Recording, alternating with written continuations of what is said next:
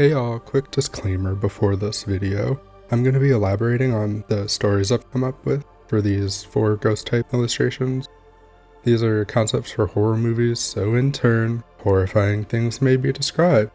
The descriptions aren't going to be very detailed, as I'm not trying to write a novel, but it's still kind of spooky stuff, so just a fair warning. Now on to the video. Hey y'all, we're back with 2 more ghost type illustrations, and as you can see, we're starting with bayonet and a couple of shuppet. So get ready to lock in, because this is going to be another doozy of a process.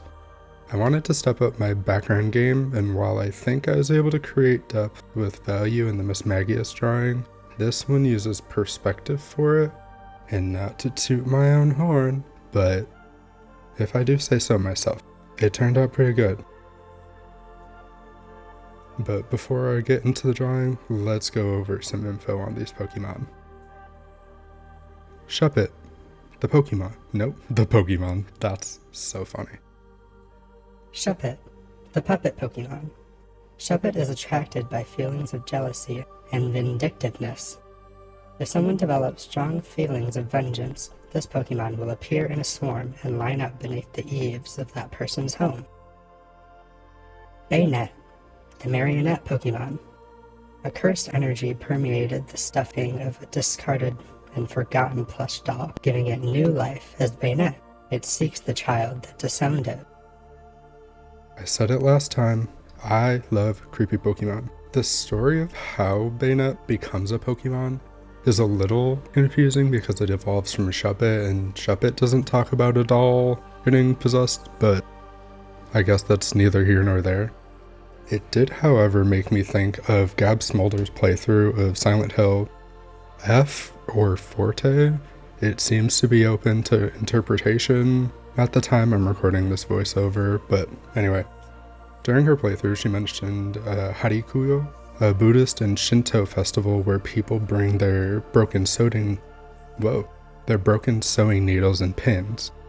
As a final act of kindness and gratitude, they poke the pin or needle into tofu or konnyaku, making its final use gentle and smooth. That animism, or belief that objects have souls, seems to have a correlation of intimacy with the object. So thinking that a child's doll would also have a soul isn't too far off. So retiring a doll at a shrine would be the best route to avoid having one come after you. But they're just little guys that need a hug, probably. Can you adopt Bayonet? Is that a thing? Because I would do it. But in the spirit of Halloween, we're leaning into the spookiness and going to a dark place with it, of course. And after editing part 1, I really started to think about the concept of in-universe horror movies, especially in regards to this drawing. And with the release of VHS Halloween, which I just listened to the Dead Meat podcast on, literally this morning, so perfect timing. Or I guess coincidental timing. But I'm thinking of an anthology kind of found footage short films vibe.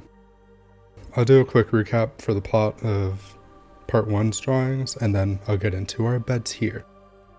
So for Yamask and Kofi Rodriguez, it's pretty plain and simple. I think an explorer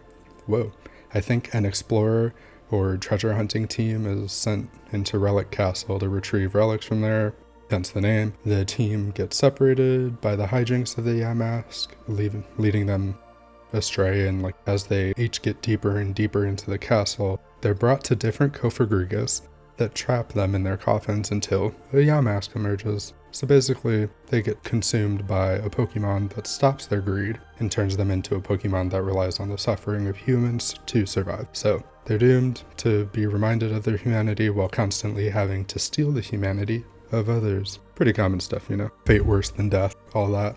I talked a bit about my thoughts on what is going on in the Miss Magius and Mischievous illustration, but now I have a clearer concept.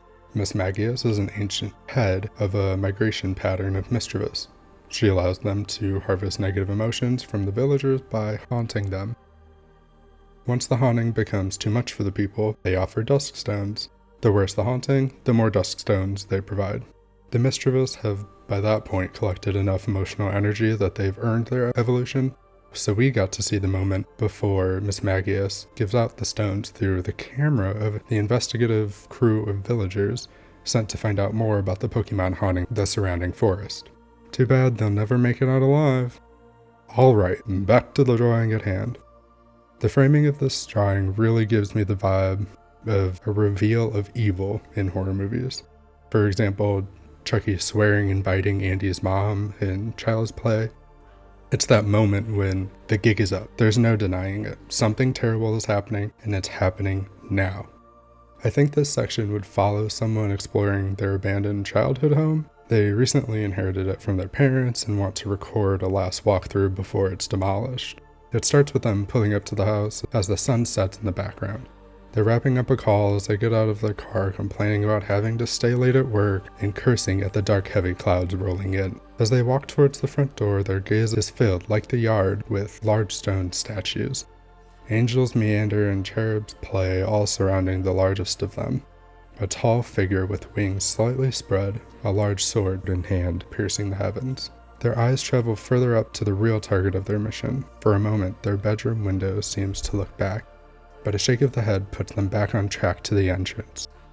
Skittering rats cause them to jump as they look around the main floor, but as they get closer to their old room, stranger things keep happening. Bumps, groans, knocking, probably a voice behind you. Hi. As they get to the upstairs hallway, they see a light coming from their old room. It's faint, but before they can see any of the room, the door slams shut. Bam! The candles on the chandelier all light as if breathing life into themselves. That's the last straw. They don't need what they came for that badly. They turn around and start bolting towards the end of the hall, doors slamming on either side as they run past. Lightning crashes outside, and between flashes, something is standing in the front of the banister. The character stops, stunned at what they thought they saw. Another crash of lightning blows out the candles and reveals the scene we're looking at now. The fuchsia eyes holding their gaze sharpens, glowing in a way that seems to radiate the excitement and hatred they hold within. Two Shuppet beeline toward the character, finally forcing their feet to move. They turn and sprint toward the only open door. They look around in a frenzy, recognizing it as their room. Opening the window is their first priority, struggling to lift the old frame before hearing a slow knock at the door. Finally forcing the window open, they start climbing out onto the wet shingles as Baynet claws through the door. They make their way to the edge of the roof looking for the least damaging way down, but are only met with the legion of angels below. Turning back toward the window, a rush of emotion takes over them, but like the rain, the tears come first. They scream at the imp, its golden smile only taunting in reply. A moment of recognition stops everything. Their eyes go wide. Molly. The Baynet jumps forward, knocking them off the roof, claws and fingers entangling viciously. In the exchange, a finger catches Baynet's zipper and unseals its mouth. A screeching cuts through the chorus of raindrops as the ghost falls onto the wet ground. A fuchsia gas-like aura blooms out of the open maw. The hiss of the creature dies with it, and the rain concedes a swift decrescendo as the storm passes. Baynet's body melts into the shadow, leaving only a dingy doll in a pool of black. A single drop of crimson falls onto its face, soaking into the fabric before cutting to black.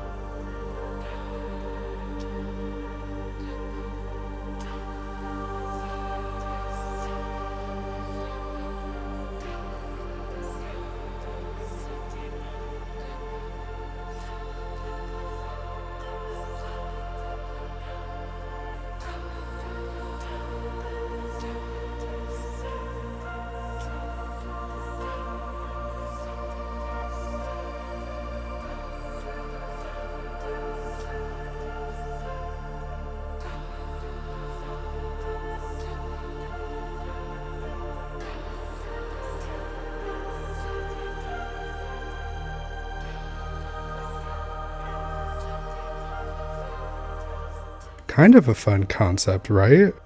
I don't know. Maybe you should like subscribe and comment if you think so. I can't make you though, so it's like whatever. But wow, that took me a lot longer than I'd like to admit to figure out. Shout out to horror writers. This shit is hard to do, and I didn't even do it like they do. I know I said I can't watch horror movies in the last video, but I'm trying to not make sweeping statements anymore. So I'll say that I can't watch new horror movies. And no, I don't mean that in a new horror sucks kind of way. I mean it in a everything feels too real, so I can't separate it from reality, so I get overwhelmed with fear and anxiety that makes the act of watching the movie unbearable kind of way. So shout out to Dead Meat, Foundflix, Ryan Hollinger, and other horror channels on YouTube for letting me enjoy them. Love you.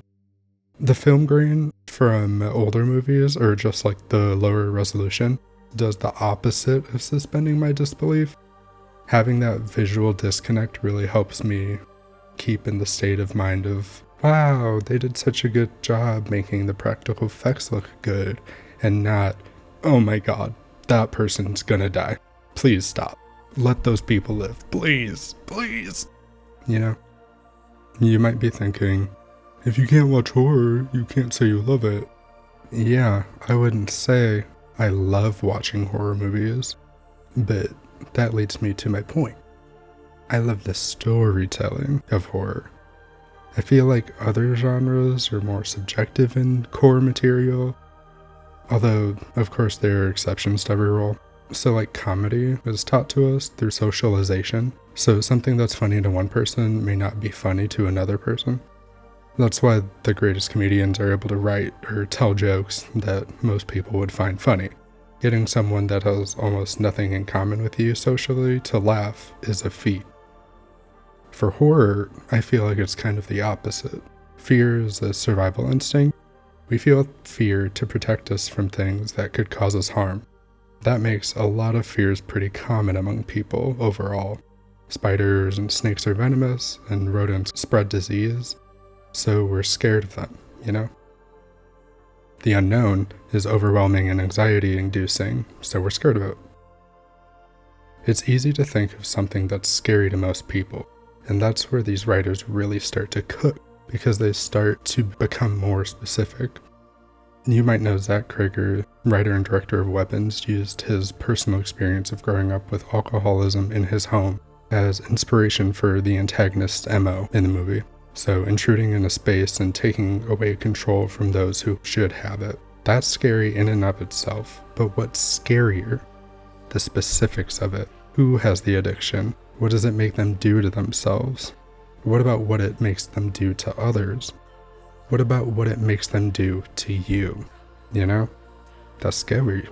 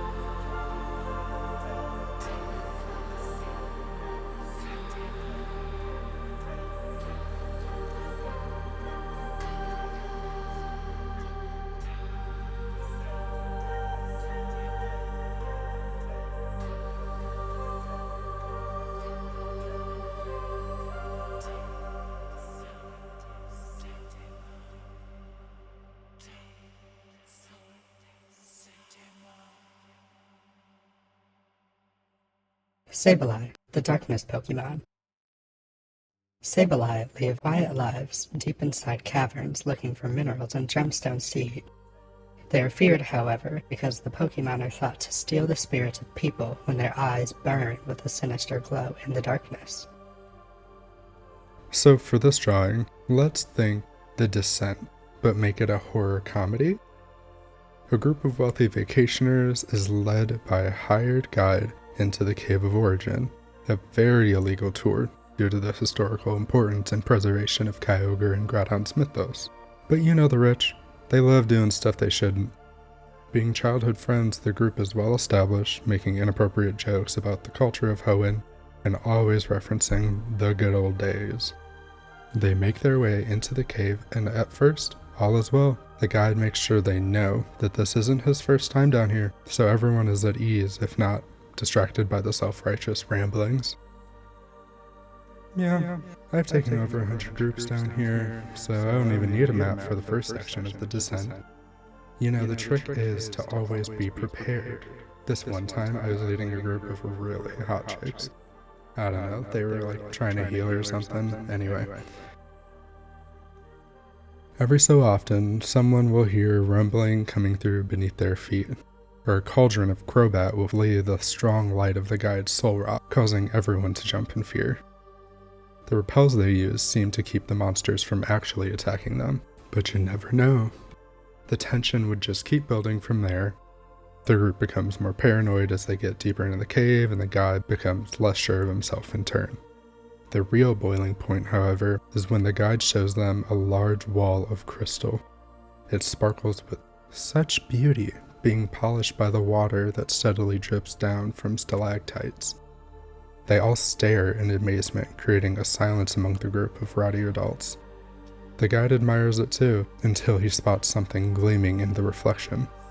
His eyes focus, and fear paints itself on his face as he lets out a scream. He goes to spin around, but slips on a wet stone, turning his scream into a siren.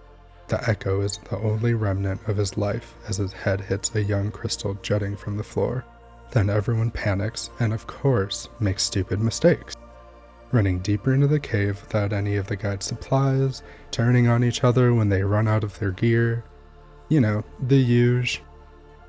I do have some kill count worthy deaths though, so let's speed run through them, if you will. I think after the guide dies, someone would try to grab Solrock's Pokeball to keep it from abandoning them, you know, and like all the chaos, and it would snap their neck with Psychic, because it doesn't want to be there either. Its owner just died, and you guys suck. Then, while fighting over supplies, someone gets attacked and carried away by a Crobat, only to be impaled on a stalagmite. Got both mentioned in one video. Love that. I think a Mawile tricks someone into getting close, only to be chomped by its giant, say it with me, maw. Yes, thank you, yes. And someone would for sure just walk off a cliff once they get to where the steam is really sight inhibiting. But it's like, I don't know, that would be funny. And then the final scene would be either a pair or a single person escaping a cave-in of the small passage they've reached, probably like crawling, super claustrophobic. And as they're trying to find their bearings, something rises from the large pool of an unknown substance, clear and giving off steam but glowing, giving the illusion of molten glass. You hear the legendaries roar before the camera zooms into the final victims of nature, seeing the fear take over their faces before they cut to black. Another fun one, I think. I really like, I'm going to talk about process now, just for a second before we go. These crystals, I had never rendered crystals before, and my first attempt really showed. I remember watching Delightful, I think it was for her Glaceon doll. She talked about how when she worked in game design, she had to do a lot of crystal rendering, and so I went back to that. And that was basically my reference for this, but I think it worked out.